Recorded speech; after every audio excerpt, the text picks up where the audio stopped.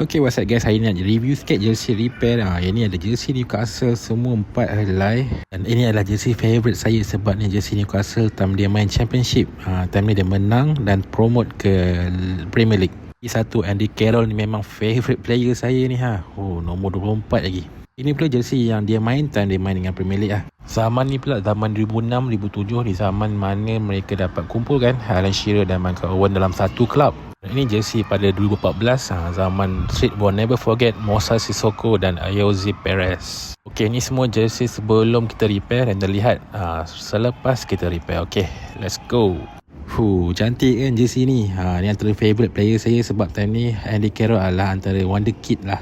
Untuk jersey yang lain, customer ni request untuk repair sponsor sahaja. Rupanya ada 5 helai semuanya. Okey, since dapat pegang jersey favourite player saya Andy Carroll ni, saya review sikit lah jersey ni. Korang bayangkan Newcastle baru relegated dengan Michael Owen, dia kembali dengan Andy Carroll yang jadi top scorer pasukan. Bandingan dia dengan Kevin Nolan memang power time tu. Dua-dua jaringkan 17 gol Liga, tapi Andy Carroll jaringkan 19 gol satu season. You guys kalau nak repair jersey juga boleh komen nak dan follow akaun Gol Liga. Okay, thank you guys.